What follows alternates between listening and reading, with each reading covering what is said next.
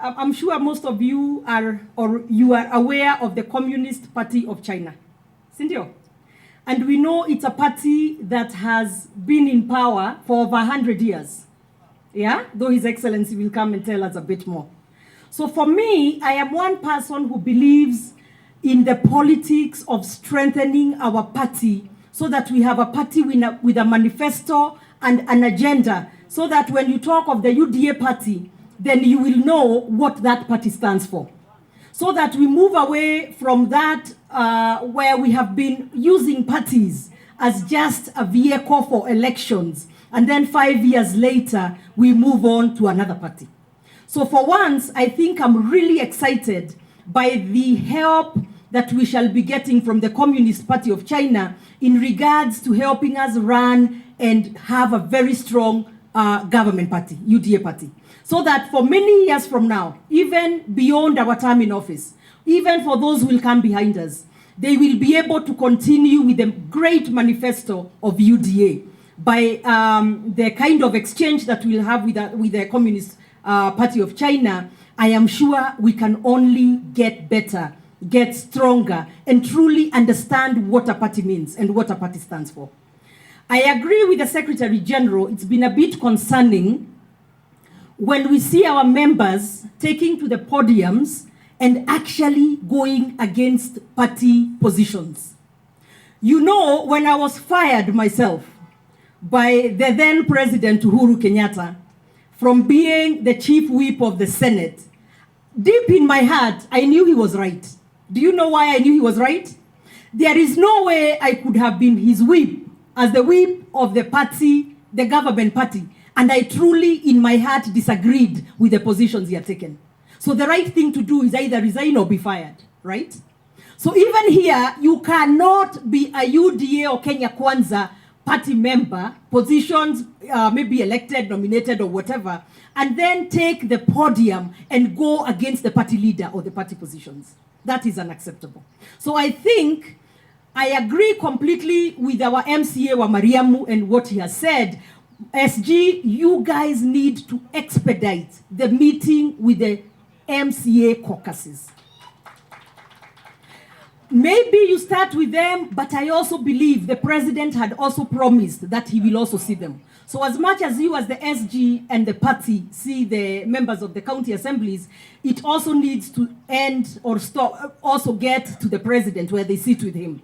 They do have legitimate issues that they have been raising, and those issues should not be swept under the carpet, because they too are really, actually I believe they are our strongest link, because they are our link to the mashinani, to the grassroots.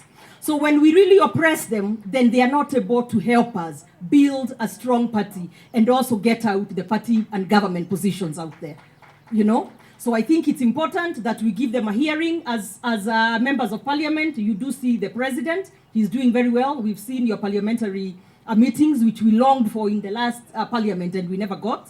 As Council of Governors, we meet the president also very frequently. So it is also just as important that our foot soldiers on the ground meet the president, and often too, as much as we do. So if the MPs are doing it monthly, I don't see why the MCAs should not do it quarterly with the president. So without too much talk on that, I think that is the direction. SG, I also completely agree with you on one thing. As a country, right now, we are struggling under economic hardships. But I also want to tell you, it's not a Kenya issue only. It is the same thing across the world, whether we want to believe it or not. So what I want to say, we have no time to now start taking people back to the political atmosphere of trying to do a referendum. There is no time for a referendum right now. It is time to make sure that we build our economy and we make sure that everybody can put food on the table. So as far as I'm concerned as well, I disagree. I know the National Dialogue Team Committee did not necessarily say we go to a referendum.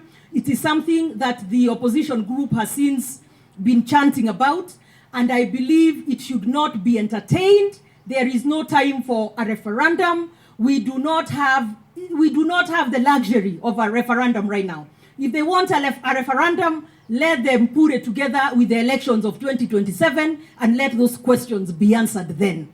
The same way we said no to BBI is the same way we are saying no to any referendum. We have no money, no time, and no luxury of putting our efforts and our energies into such things.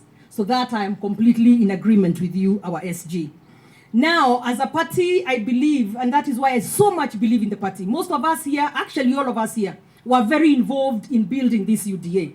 And that is why I'm going to urge you, my colleagues, the MCAs, the MPs, and all the other leaders here. Let us make sure our people register and become registered members of UDA. Let them participate in the elections. We must own this party. And when I say that, I mean that because we cannot have put in all that effort and then move aside and let the party be taken over by people who do not understand where we came from or where we are going. So my point with that is, please let us in our areas take charge to make sure that people continue to register for members. Some of us are not running for any positions in the county. So I don't want, when I say we take over, I'm not meaning that we take over positions. What I'm saying is, let us be involved in making sure the party is very vibrant. We were #1 in the country in registration of members back in 2022. So there is nothing that stops us from still being at that position as we go forward. And that is the only way that we can strengthen this government so that we are able to continue talking about, telling the people about the president's transformative agenda. The better, that is a bottom-up economic transformative agenda, so that we can make sure we are able to help the president achieve the UHC agenda. Those are things that the UDA party stands for.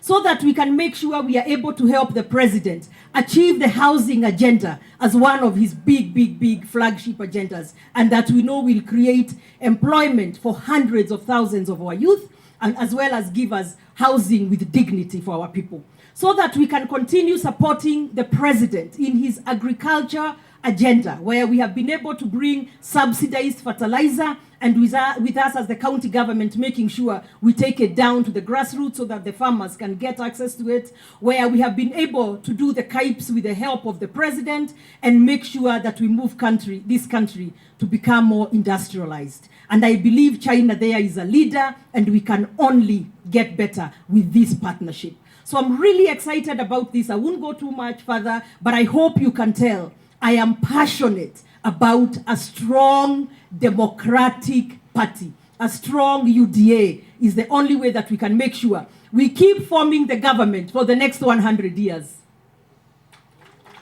Right? You said our silent graves. I think we'll be haunting them from our graves if they let this go. So thank you very much, our members. Thank you for coming today. Thank you very much, Your Excellency Mao, for being with us here today. We cannot wait to hear from you.